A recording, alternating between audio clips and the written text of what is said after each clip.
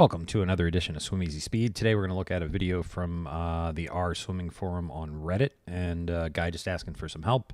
He's a relatively new swimmer, and got injured from a marathon and wanted to take up swimming. He's trying to get better. So, the first thing that we see is he's got a pull buoy on and fins, and he's still very much in kind of a, we'll go back a little bit so you can see it better. He's in a, an angle on the water like this. Now, the first thing that we always want to start with is body position. We're trying to get as long and flat on the water as we can, just because the longer we can get, the more distance per stroke we're going to get. And in swimming, DPS, distance per stroke, is kind of that benchmark of efficiency. And so you can see, with that, on that angle, with the fins, with the pull buoy, he's still down in that position. What that's hinting at or telling us is that, his core is probably not engaged enough. And that maybe his legs aren't as connected to his core as they could or should be. And, that's pretty common for someone that's just starting out. The level of core engagement that you need to stabilize in the water, to make yourself more efficient, to get your balance on the water is a lot more than most people are trained for or are capable of doing initially. So it's one of those things that you really want to focus in on. And I'll detail a couple drills that he'll be able to do at the end that'll help with that. So the second thing that we can see is it looks like, this hand is coming in over like that, so crossing over. It looks like he's doing it on both sides. It looks like it kind of alternates depending on where he's breathing. So you can see this one's coming across again. I'm guessing that's what it looks like, but it's probably that based on even this angle. The other thing is you can see on the left, he enters pretty well. The hand goes like this, then the elbow. You can see that the elbow drops immediately. So basically what happens is it goes up like that.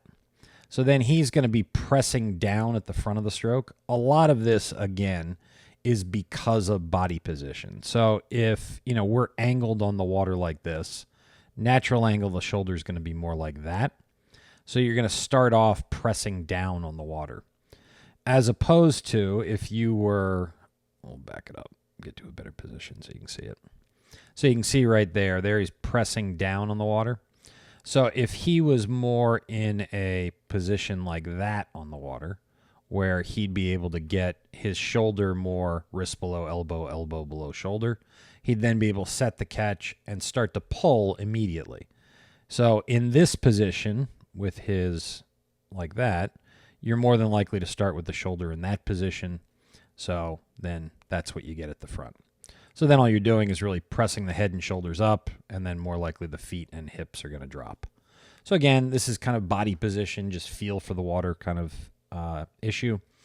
The other thing you can see is, with the bilateral breathing, he's much more comfortable breathing to his left than he is to his right. You can see when he breathes to the right, and we'll back it up. So you can see when he breathes to the left, it looks a little bit more fluid. When he breathes to the right, here it comes up, he's going to lift his whole body out of the water. And what we want is just really, really fluid movements. The other thing is, he's got both goggles coming out of the water, and ultimately what we'd want would be one goggle in the water, one goggle out. But again, the body position is really what's impacting that the most. If he would get a little bit longer on the water, it'd be easier to get to that, one goggle in the water, one goggle out.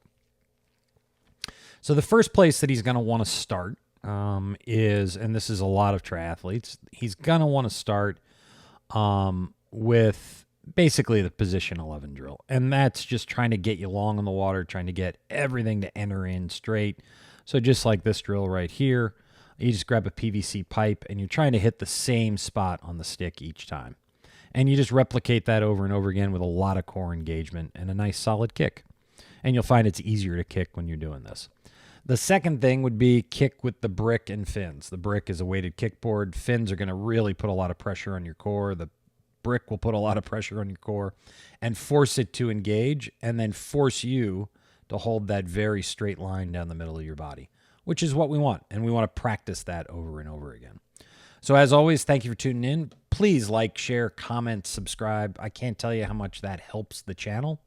and it'll just help me bringing you guys really good content at no charge. So, again, thank you for tuning in, and please, I hope to see you at the pool soon.